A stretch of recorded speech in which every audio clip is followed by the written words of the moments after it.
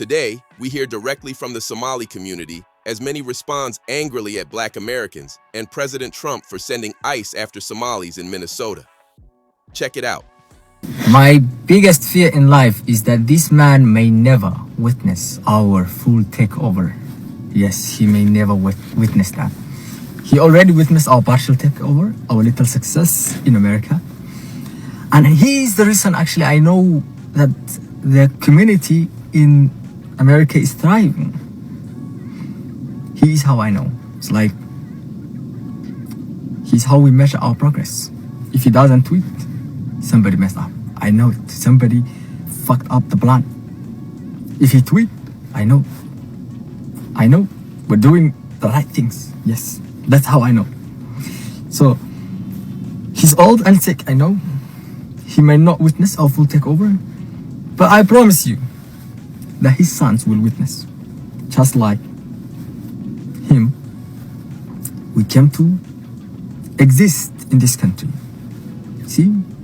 The land of free men. The land of opportunities. And we're here. Yes. And we're not leaving, actually. We're not going back. What do you mean go back? You should go back first. You see? If you came first, you go first. See? Just like you. Tell me how you own this land. Explain to the world how this land became your land.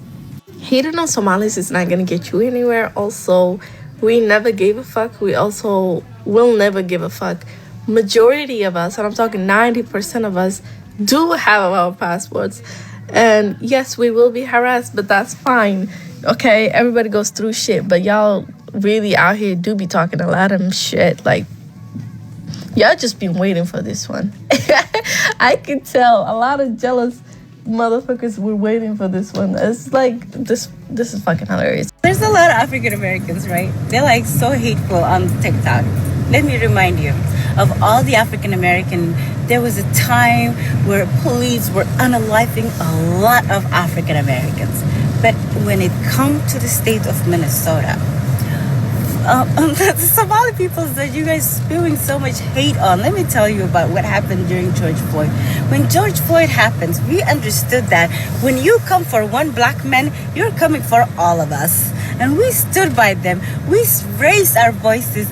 There's no way anybody who were among those protesters can say that Somali people were not among them. We were among them. We raised voices. We chanted Black Lives Matter with our chest open wide. So for y'all to just come at us like that when we support it, that's insane. That's insane. Oh my God. Stop it. They say Minnesota nice, but when it's us that need the unity, everybody turns their back. You say Minnesota nice, but I see African Americans coming for Somalis when we were there, standing next to you guys when it came to George Floyd. Everybody's good. Everybody's happy. We just got done praying. Nobody's worried about ICE. And, like we said, majority of Somalis, they're all citizens. All U.S. citizens. I don't know what ICE is looking for. Somalis are here to stay. Yeah, they're not going nowhere.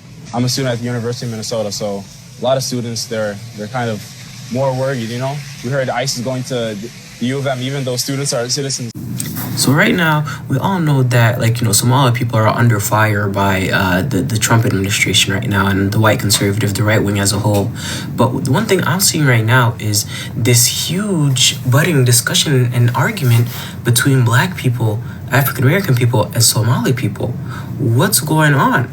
Why am I seeing Black people going on and justifying these attacks, these ICE raids, this mobilization of force to the Somali community in Minneapolis, Minnesota, by saying that we voted for Trump somehow?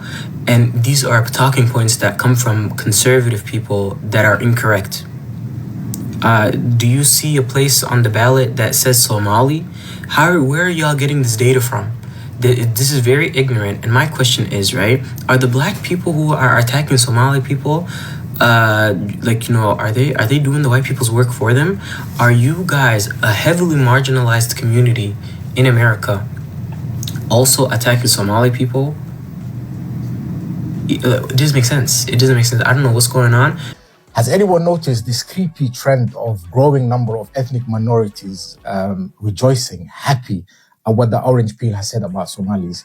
At the beginning, I just thought it was, my FYP playing games with me, and these are just, a small number of people, until I actually came across some West African brothers calling out this issue and telling some of the people to stop this, and some East African brothers as well.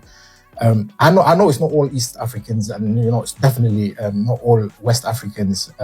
But I just find it weird. As the saying goes, what goes around comes back around. And if there's one thing you need to know about Somalis is that whenever there's foreign interference, we come as one, and we're watching. I'm actually happy that people like this are coming out of woodworks, because if there's one weakness that we have is that we see everyone as brother and sister.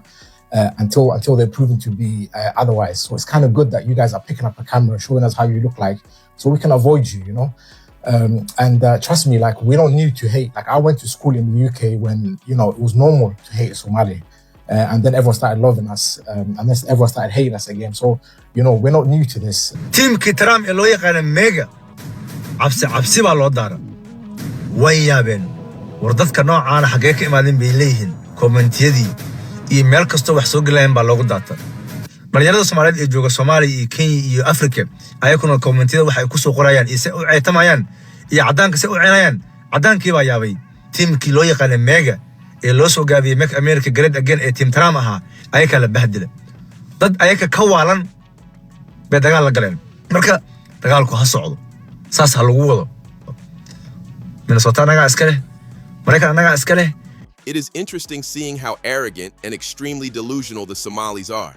They have been able to get away with scamming the system for so long that they feel entitled.